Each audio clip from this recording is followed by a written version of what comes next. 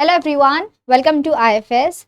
The biggest question students ask me nowadays is that कि ma'am हमने CUT के लिए बैच ज्वाइन किया है पर क्या हम आईआईटी एग्जाम भी क्लियर कर सकते हैं। ये बहुत लोगों का सवाल होता है बिकॉज बहुत बच्चों को पता नहीं होती है about the exams and they enroll for any one course and then they ask कि मैम हमने इस बैच में एडमिशन लिया है, क्या हम गैट को या किसी और को आईआईटी एग्जाम सीयूटी टिफ पर इसको टारगेट कर सकते हैं। So I have bought analysis for you कि भाई अगर आप लोगों ने ऐसा कुछ किया है तो आप क्या कर सकते हो। तो ध्यान रखना है कि अगर आप प्रिपेयर करें for CUET, is it possible to crack IIT exam, that is the biggest question. So yes it is possible, but ध्यान रखना है कि आपको कुछ बातें एक्स्ट्रा पढ़नी पड़ेगी।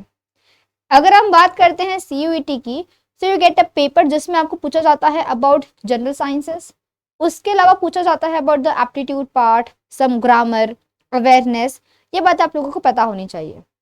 बट अगर हम बात करते हैं आईआईटी जाम एग्जाम की, तो यहाँ पे आपको प्रॉपर पता होना चाहिए physics, chemistry and maths as well. Yes you heard it right, आपको पता होना चाहिए physics, chemistry as well as maths.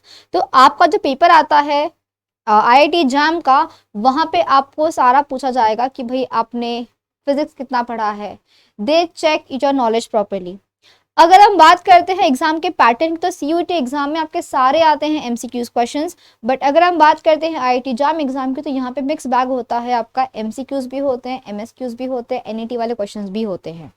तो अगर आप चाहते हो कि सीयूईटी पढ़ते पढ़ते मैं आईआईटी जाम भी क्लियर कर, तो ध्यान रखना है सीयूईटी पढ़ते पढ़ते आप लोगों का लाइफ साइंस पार्ट तो कंप्लीट हो चुका होगा, बायोलॉजी आप पूरा कंप्लीट कर चुके हो, आपका बेसिक सारा का सारा क्लियर है। बट आपको जरूरत होगी बहुत सारी प्रैक्टिस करने की from the biology part. But yes remember, आपको पढ़ना पड़ेगा फिजिक्स, केमिस्ट्री, मैथ्स को अलग से, ताकि आप एक बेहतर स्कोर लेके आ सको। आईआईटी एग्जाम का कट ऑफ बहुत ज्यादा नहीं होता है, बट अगर आपको चाहिए selection in a good institute, you should have a good rank, because you all know that IIT exam में सीट्स बहुत ज्यादा नहीं है। We have some limitation in the seats. आपके पास अनलिमिटेड सीट्स नहीं होती है, तो आपको एक प्रॉपर प्लान होना चाहिए आपके पास में कि भाई अगर हमें चाहिए सच में admission in a particular IIT, तो आपकी पढ़ाई उतनी होनी चाहिए कि आप रैंक लेके आ सको, आप वो स्कोर लेके आ सको, और तब जाके आप वहाँ पे एडमिशन ले पाओगे। And for that purpose students remember this thing, mark these words, physics, chemistry, maths आपको पढ़ना ही पड़ेगा।